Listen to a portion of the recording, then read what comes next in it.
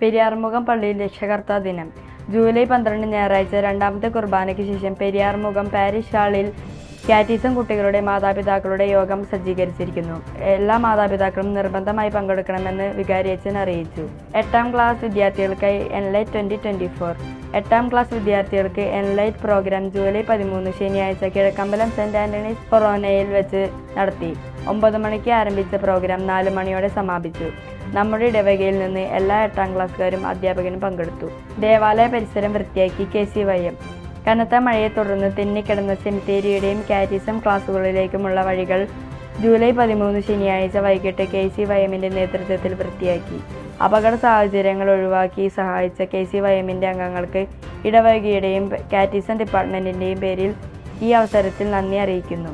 അൾത്താര ബാലകന്മാരുടെ അന്താരാഷ്ട്ര കൂട്ടായ്മയുടെ നേതൃത്വത്തിൽ റോമിലേക്ക് നടത്തുന്ന തീർത്ഥാടനത്തിൽ വിവിധ രാജ്യങ്ങളിൽ നിന്നുള്ള അൾത്താര ബാലകന്മാർ പങ്കെടുക്കുന്നു.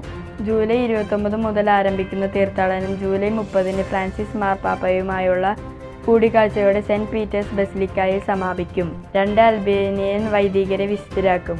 അൽബേനിയയിൽ രക്തസാക്ഷിത്വം വരിച്ച 2 കത്തോലിക്ക വൈദികരെ വിശുദ്ധരായി പ്രഖ്യാപിക്കുന്നതിനുള്ള നടപടികൾ പുരോഗമിക്കുന്നു.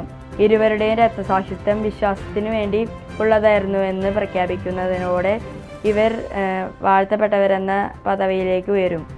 അൽബേനിയയിൽ 1913 കൊല്ലപ്പെട്ട ഫാദർ ലൂയിജി പാലിക്കും 1927 കൊല്ലപ്പെട്ട ഫാദർ ജോൺ ഗാസ്ലിയും ആണ് രക്തസാക്ഷികളുടെ പദവിയിലേക്ക് ഉയരുന്നത്.